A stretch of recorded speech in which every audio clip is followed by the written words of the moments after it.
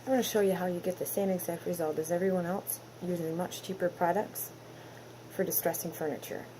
These little jugs you get at Walmart for $6. They do not require a primer. That's the awesome thing about chalk paint. This you can pick up at Lowe's for about $17. It's the same as any other antiquing wax. You can use stencil brushes instead of $25 waxing brushes, and they work just the same, giving you the same results. And in fact, this $25 brush has bristles that are coming out of it that end up in my wax. I use Brillo pads, 60 grit paper, 100 grit sandpaper, and I won't have time to show you the stencil part of it, but this is just a stencil from a local hobby store that I put on with stencil adhesive that you can see on these other drawers here that I've already done. These other drawers here actually have the wax on them already, and they've been varnished with the same bottle of Waverly chalk varnish that you get at Walmart for $6. This drawer here is the one I'm going to work on. The rest of the dresser's actually been done. Since we don't need the paint or the varnish, we're going to move that out of our way.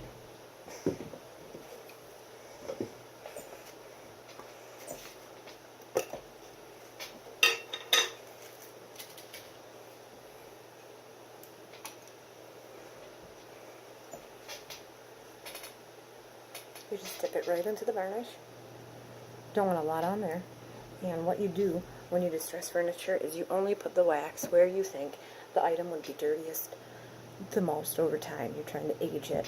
So around the edges, which I've actually already taken the 60 grit paper and sanded quite a bit of this down to give it a distressed look. So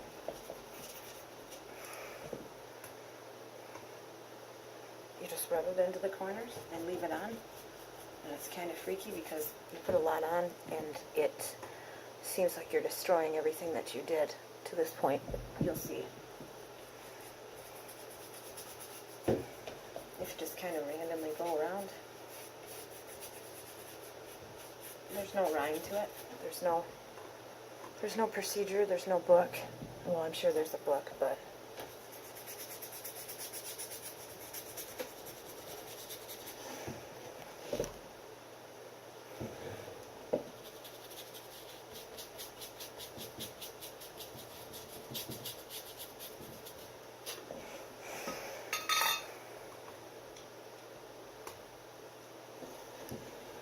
you don't want to leave it on for too long because it's kind of like a stain, and if it's too dark then the rest of it won't match.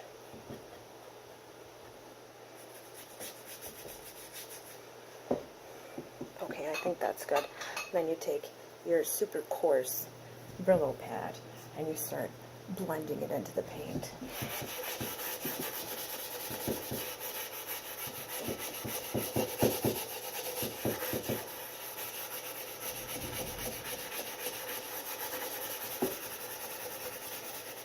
Sometimes the Brillo pad actually starts taking off the paint, but that's okay because you're distressing it anyways.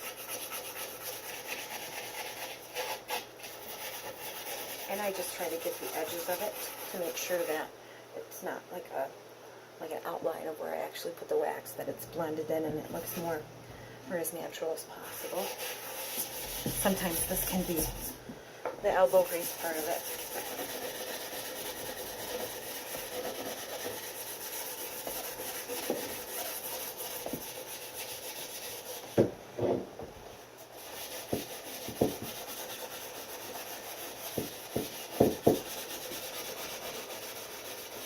If you want it darker after you're done, you can just put more on and more on and more on. I was making the mistake of putting it all over all of my paintings when I started doing this, and I learned that it just made everything look really dirty and not distressed. So this is where the 100 grit sandpaper comes in, and I don't know if you can see it on there, but like around here, it's just a perfect outline. So I'm going to just blend in the edges.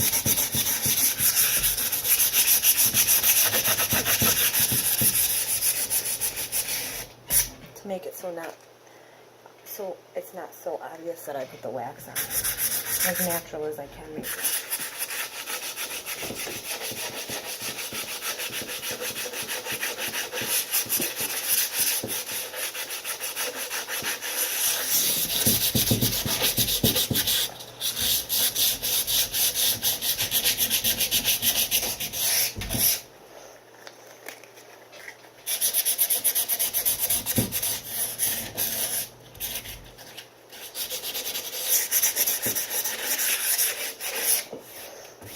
So that's just about it.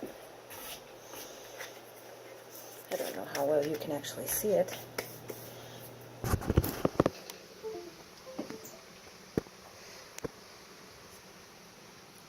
Well, I suppose you can see it somewhat. But this is what it will end up looking like.